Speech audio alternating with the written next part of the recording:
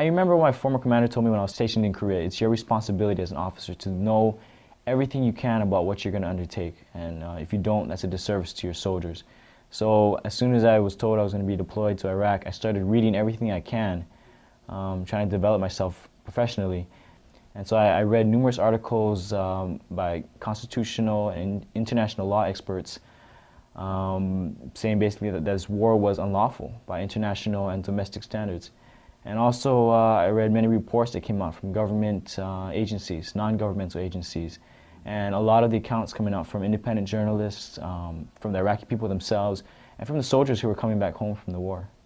And so that's why I've spoken out publicly, spoken out against the misconduct going on within the highest levels of my chain of command, and also tried to set the example for all members of the military that they need to evaluate the legality and the truthfulness behind every order, including the order to go to war, and make the right decision regardless of the consequences. And also to hopefully help end this war. It is an illegal and unlawful war. And my ultimate goal is to end it so that all members of the military can come back home and be with their families. This is Suki Sangera from Pepper Spray Productions, bringing you the full story on the mistrial of Lieutenant Ehren Watada, with commentary by Laura Dean.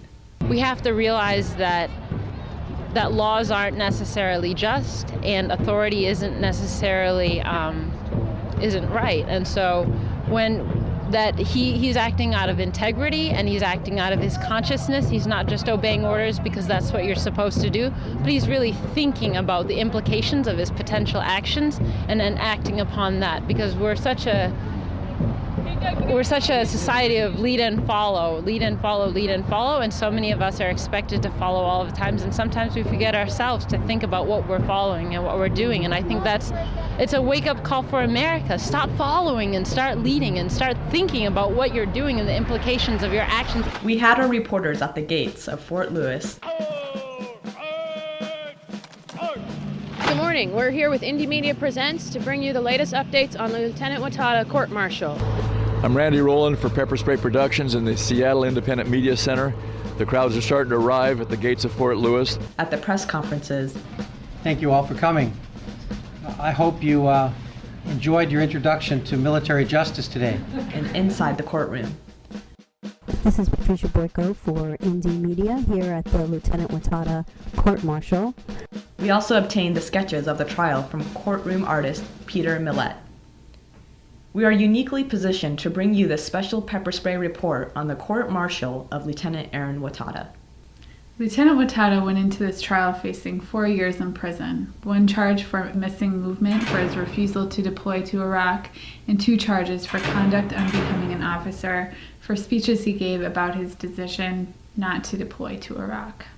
Before the trial began, the prosecution dropped 2 years' worth of additional charges in exchange for Lieutenant Watada stipulating to the facts that he refused an order to deploy to Iraq and that he indeed gave the speeches. This morning was all about procedures. All they did was go over the motions, and then they took a very long time to go over the stipulation. The fact that Ehren stipulated to having said those things doesn't mean that they're a criminal, that there's a crime. The defense believes that he had every right to say them, and that's really going to be one of the more contentious parts of the trial. On the first day of Lieutenant Watada's scheduled court-martial trial, February 5th, 2007, the judge systematically denied Watada's defense team the right to present a series of witnesses who would address the legality of the U.S. invasion and occupation of Iraq under international law. The judge was denying motion after motion. Almost every witness that the defense wanted to present was denied. Every motion was denied. And it's obvious that, it's going to be a battle throughout the week to actually try to win any victories in that court-martial. The defense was ready to bring in experts in international law like Dennis Halliday, former Assistant Secretary General of the United Nations, to testify against the legality of the Iraq War. After the judge refused to allow any of these witnesses, many of them went on to testify at the War Tribunal held in Tacoma, Washington. The judge denied every defense motion and even prohibited the defense from arguing that Lieutenant Watada's speeches were protected under the First Amendment of the U.S. Constitution. By the time preliminary motions were over, Lieutenant Watada had been stripped of every possible defense. Outside the gates of the fort, a couple thousand people were chanting and singing and waving signs, but as the trial began, it wasn't looking too good for the lieutenant. So far today, they've heard motions from both sides of the defense and the prosecution, and they so far have shot down every testimony, every person who wanted to testify on behalf of Ehren. They've shot down every single one of them. So, originally they tried to say, international law and introduce that as a reason why the war is illegal. So that's out. They're not even going to consider international law. Right. So now they're narrowing the testimony to see if they could get any support for Ehren in the courtroom, basically. And so, like I said, he denied all of them except potentially one. They're considering very narrow testimony from Dr. Solis, and the judge is going to decide that when they come back from lunch break, which is going to happen pretty quick here. I think we have a military judge who knows full well that his career's on the line. That if there's lots of pressure that's been brought by the Bush administration on the military justice, military lawyers. You have the judge advocate generals of the 4 military services who back in 2001, 2002 were slapped down by the Bush administration for daring to suggest that the Geneva Convention should apply to the people taken from Afghanistan and other parts of the world. You have the military that was standing up saying habeas corpus ought to apply to the people that we've had in prison for 5 years. And it's the Bush administration that's saying, no, we won't have it. So I have no doubts that there is a lot of pressure on this military court, that the Bush administration doesn't want a first lieutenant to be able to argue the legality of the war in Iraq. They don't want that argued at all. Of course, Lieutenant Watada knew the odds when he decided to take his stand. He was an Eagle Scout who volunteered for the Army after 9/11, determined to do his duty for his country. The jury, as is common in a court-martial of an officer, was made up of a panel of 7 Army officers, all of whom outranked Lieutenant Watada. 2 were women. So the chances of acquitting Watada are not very good. They're actually, it's not going to happen. That's not to say that we can't win, because Ehren is facing 2 years in prison simply for public comments, public speech, and there's every reason to believe that we actually should win on those charges. If there's any justice, even following the law. The judge was Lieutenant Colonel John Head. Representing Lieutenant Watada in his defense were his Army-appointed military attorney, Captain Mark Kim, and his civilian attorney, Eric Seitz, who has been defending soldiers since the late 1960s. The Army prosecution, led by Captain Van Swearingen, assisted by Mark Brown, opened their case. As the first witness, the prosecution called Lieutenant Watada's immediate commander, Lieutenant Colonel Bruce Antonia, brought back from Iraq to testify. Lieutenant Colonel Antonia testified that Lieutenant Watada was a high-caliber officer who had informed his superiors of his desire not to deploy to Iraq. He admitted that when Lieutenant Watada asked about the circumstances under which he could speak out against the war, the captain advised him that as long as his speeches were off base, out of uniform, and on his own time, which Lieutenant Watada's speeches were, he was free to speak his mind. The standard rule in the military between the duty of a soldier and the rights of a citizen is classically defined as off base, out of uniform, on your own time. That's the rules Lieutenant Watada's commander gave him, and Watada followed them. And when he spoke out publicly, he was acting under the impression that he was allowed to do that, among other reasons because of the fact that he'd been given instructions about when he could speak out, and he adhered to all those instructions. And secondly, that when he failed to get on the plane, he believed, whether rightly or wrongly, that he was entitled to refuse that order because the war is illegal. The prosecution's second witness was Lieutenant Colonel William James, the next step in the chain of command above Lieutenant Colonel Antonia. Lieutenant Colonel James testified that Lieutenant Watada had also spoken with him about his concerns regarding the U.S. war in Iraq, but that as a career soldier and a man who understood military ways, he had tried to talk Watada out of taking a moral or ethical stand. He recounted advice he gave to Lieutenant Watada: don't make a young man's mistake. Don't throw your life away. He stood up. He stood up. When the moment came, he stood up. You join the military not as a mercenary to go out there and do whatever you're told, right or wrong, and to go out and join the military and fight wars. And that's not your only responsibility. Your responsibility when you took that oath is to the Constitution and not to a person. And that is, your oath is to protect and defend the Constitution, meaning America's laws and our values and our principles, against all enemies, foreign and domestic, which means the founders of the Constitution and the creators of that oath knew that there would be people within our own country who were threatening our liberties and our freedoms. And it was the responsibility of all Americans, and especially those in the military, to evaluate the legality of every order, to find out the whole truth, and not necessarily, it might be something that you don't want to believe, or that might be against what a whole bunch of your friends believe. But that's your duty, and that's your oath, and that's why I think you join the military. Here is an older career soldier telling the younger man who decided that democracy and truth were worth fighting for, not to let his morals get in the way of his career. I signed my papers when I joined the Army in March of 2003, and if you can recall, that was the invasion of Iraq. And during the run-up to it, I think, like many Americans out there, practically millions, we believed the administration when they said that Iraq had stockpiles. They guaranteed it practically. On national television, Colin Powell guaranteed it to the world at the UN, that Iraq had weapons of mass destruction. They had the will and the intent to use it against their neighbors and the American people, and that Saddam Hussein had very strong ties to Al-Qaeda, and he was responsible for 9/11. So I think, like many people out there, I believed what I heard numerous and numerous times. Since then, I've come to believe, I've been convinced that what they were telling us at that time, these premises for invading Iraq, were false, and that it was an intentional manipulation of intelligence around a policy that was already established prior to 9/11, prior to the invasion, prior to any preparations for this war, in order to get Congress and to authorize this war and to get the American people behind it.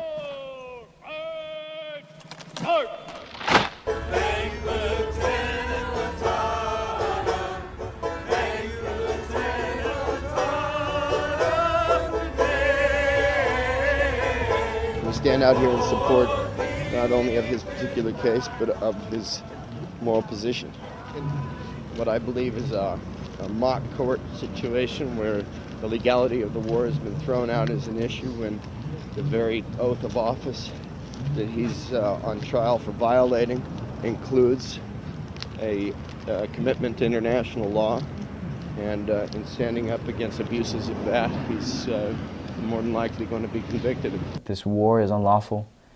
What we're doing over there is unlawful, and that any order to force me to participate in that is unlawful as well. And I cannot, according to my oath, violate my principles and take part in it. The prosecution had not done too well with their first two witnesses. To prove their case, they now went straight to the videotape of Lieutenant Watada's speech.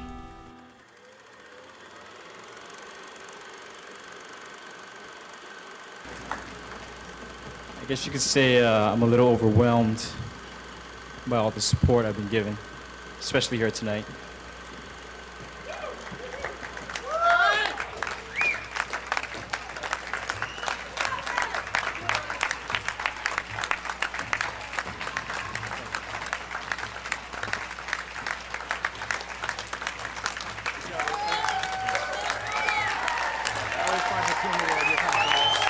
Good stuff, LT.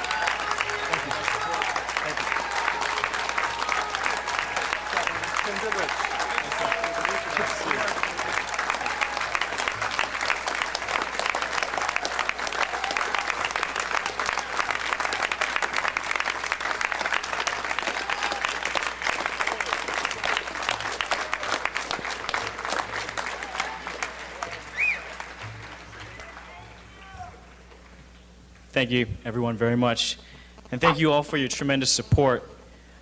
How honored and delighted I am to be in the same room with you tonight. And yes, I am just an LT. Yet, I feel as though we are all citizens of this great country, and what I have to say is not a matter of authority, but from one citizen to another. The video was the prosecution's evidence, but it was Watada's message. Enlisting in the military does not relinquish one's right to seek the truth, neither does it excuse one from rational thought, nor the ability to distinguish between right and wrong. I was only following orders is never an excuse. The Nuremberg trial showed America and the world that citizenry, as well as soldiers, have the unrelinquishable obligation to refuse complicity in the war crimes perpetrated by their government. The judge had tried to keep this message out of the courtroom, but there just isn't any way to convict a man of saying something wrong without showing what he said.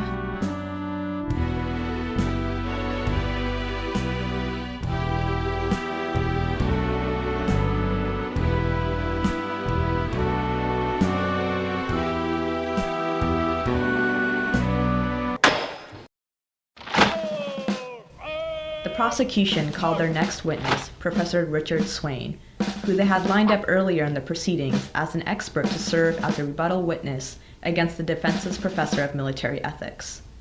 The judge had prevented the defense from bringing their own expert, but now agreed to let the prosecution bring their rebuttal witness in, over Seitz' objections. In Seitz' cross-examination of Swain, he was able to bring up ethical questions about the core of Lieutenant Watada's stand, and to make the point the defense had been trying to establish since before the trial began. It is a soldier's duty to disobey an illegal order. According to one reporter, bit by bit, defense counsel for the accused got the prosecution's witness to make Watada's case. And that was all the prosecution had, their last witness. It was not looking good for the Army. The prosecution rested their case. The judge adjourned until the following day. Defense attorney Eric Seitz, forbidden a defense and witnesses, closed with the enemy and engaged the prosecution on its own turf. Even corporate media outlets who were in attendance were describing the prosecution's case as shabby. The morning of the third day of Lieutenant Watada's court-martial, February 7th, the defense was due to begin their case. But out of the blue, the judge raised the issue of the stipulation, which he had spent several hours reviewing before admitting it into evidence on the first day of the trial. Not only did Lieutenant Watada not misunderstand, I signed it, I did not misunderstand it. My military co-counsel signed it, and he didn't misunderstand it. General Dubik signed it, and he did not misunderstand it. It was very clear what we were signing and why we were signing it and why it was drafted the way it was. And I will tell you additionally, the judge looked at that draft and he went through it and offered suggestions for corrections before it was finalized and signed. Judge Head was suddenly concerned about Lieutenant Watada's rights. He said the stipulation wasn't a stipulation of facts, but rather was a confession of guilt. Lieutenant Watada's defense team disagreed, stood by the stipulation, and argued stridently that they had a right to present their case. Judge Head wanted the defense to move for a mistrial. Spectators in the courtroom say Eric Seitz turned his head just a little and grinned. The defense refused to ask for a mistrial and demanded to proceed. The prosecutor, Captain Van Swearingen, was sitting at his table with his face buried in his hands. The judge then demanded of the prosecutors, will the prosecution ask for a mistrial? The prosecutor, now standing behind his table, looked like he was about to cry. Captain Van Swearingen replied, no. He stated the prosecution wanted to proceed and also argued against calling a mistrial. Judge Head called a timeout. The prosecutor flinched and leaned forward like someone had hit him in the stomach. In the courtroom, the press and spectators were abuzz. What's going on? They whispered to each other. What just happened? The talk of mistrial just didn't make any sense. When the judge called the court back into session, the prosecutor, standing at attention, good soldier that he is, obediently motioned for a mistrial. Judge Head declared a mistrial, and it was all over.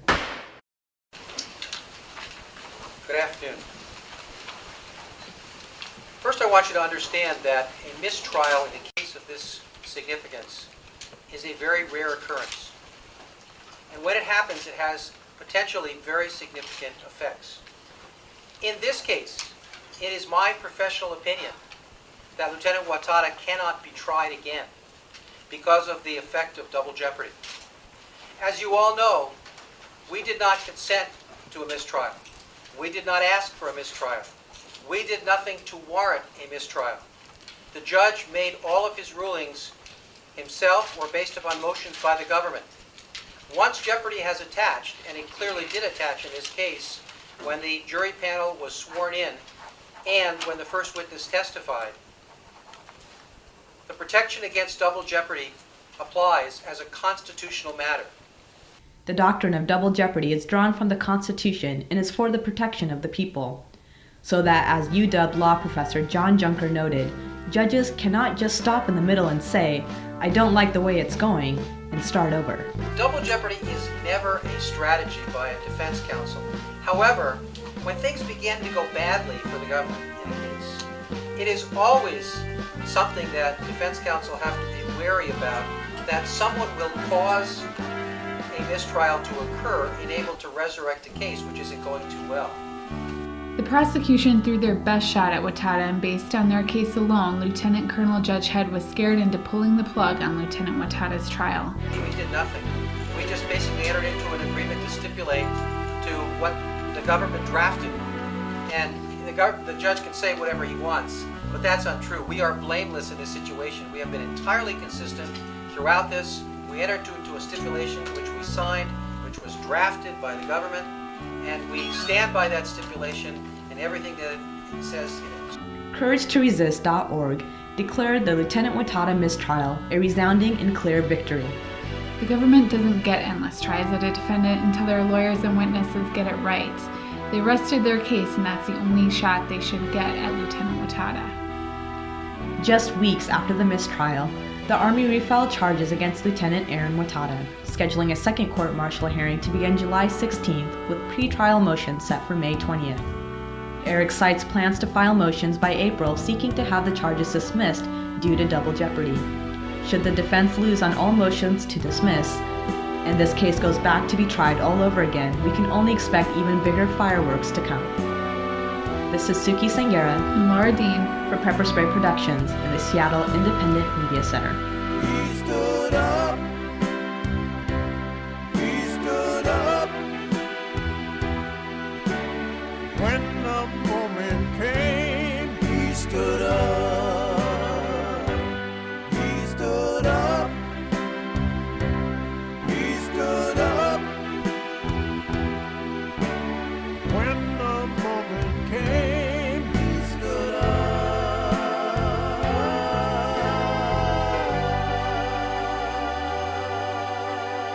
One vet, two vet, three vet, four. Back from Iraq and they all against war. Sir, no sir, we won't take it anymore. Now they're mixing with the people getting nice on the floor. Young America had a character, tearing down the clear channel, dumb it down, bury y'all. Looking for a fix they never find in the mix. Why the DJs always play the same six? Love, sex, drugs, thugs. Nothing about the NSA getting phones bugged. They can't handle it when I dismantle it. 2 turntables and a mic set to damage it. Getting the people in the streets like damn. Revolutionaries must have brought their whole fam. All they hubris left them clueless. Now throw your fists up so we can show them what the truth is. No justice, no sleep. The farmer's gonna weep when it comes time to reap. Getting big money, playboy, your time's up. Where them activists, where them unions.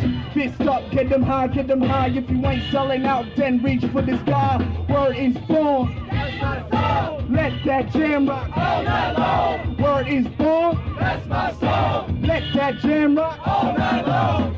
Fist up, get them high, get them high. If you ain't selling out, then reach for the sky. Word is born. That's my song. Let that jam rock all night long. Let that jam rock all night long. Word is born. That's my song. 1 vet, 2 vet, 3 vet, 4. Back from Iraq and they all against war. Yeah.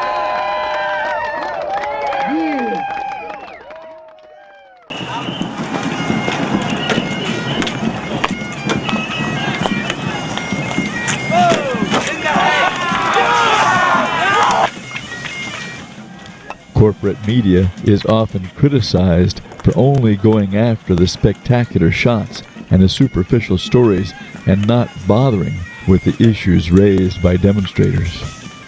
Truth is, they don't even get the good shots.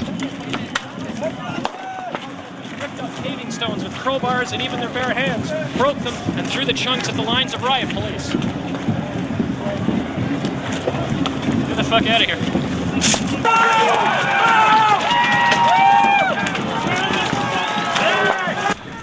For the good shots, as well as the whole truth, and the reasons behind the truth, rely on the independent media.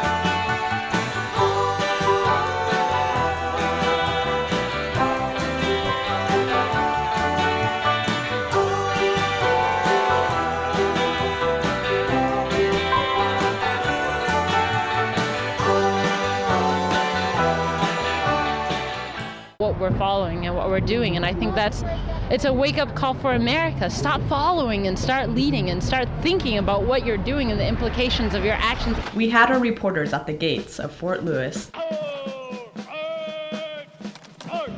Good morning. We're here with Indie Media Presents to bring you the latest updates on the Lieutenant Watada court-martial. I'm Randy Rowland for Pepper Spray Productions in the Seattle Independent Media Center. The crowds are starting to arrive at the gates of Fort Lewis. At the press conferences. Thank you all for coming. I hope you enjoyed your introduction to military justice today. And inside the courtroom. This is Patricia Boyko for Indie Media here at the Lieutenant Watada court-martial. We also obtained the sketches of the trial from courtroom artist Peter Millett. We are uniquely positioned to bring you this special pepper spray to hopefully help end this war. It is an illegal and unlawful war. And my ultimate goal is to end it so that all members of the military can come back home and be with their families. This is Suki Sangera from Pepper Spray Productions, bringing you the full story on the mistrial of Lieutenant Ehren Watada, with commentary by Laura Dean. We have to realize that laws aren't necessarily just, and authority isn't necessarily isn't right. And so when he's acting out of integrity and he's acting out of his consciousness, he's not just obeying orders because that's what you're supposed to do, but he's really thinking about the implications of his potential actions and then acting upon that, because we're such a society of lead and follow, lead and follow, lead and follow, and so many of us are expected to follow all of the times, and sometimes we forget ourselves to think about. Report on the court-martial of Lieutenant Ehren Watada. Lieutenant Watada went into this trial facing 4 years in prison, 1 charge for missing movement for his refusal to deploy to Iraq, and 2 charges for conduct unbecoming an officer for speeches he gave about his decision not to deploy to Iraq. Before the trial began, the prosecution dropped 2 years' worth of additional charges in exchange for Lieutenant Watada stipulating to the facts that he refused an order to deploy to Iraq and that he indeed gave the speeches. This morning was all about procedures. All they did was go over the motions, and then they took a very long time to go over the stipulation.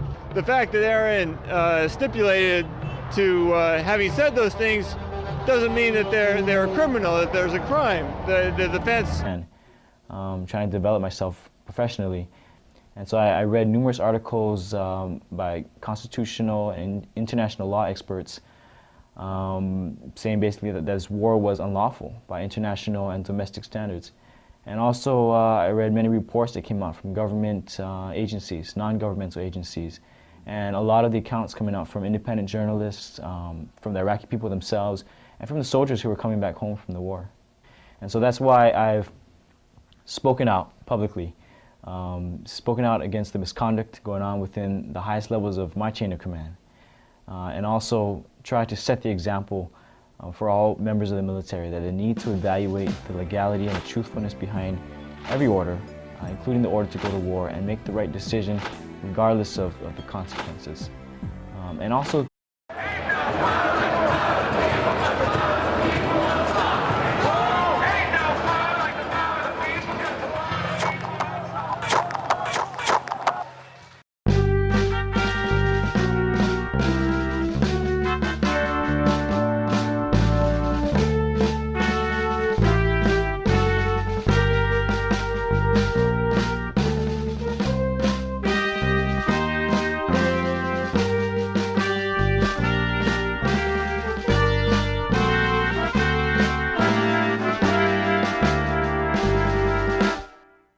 I remember my former commander told me when I was stationed in Korea, it's your responsibility as an officer to know everything you can about what you're going to undertake, and if you don't, that's a disservice to your soldiers. So as soon as I was told I was going to be deployed to Iraq, I started reading everything I can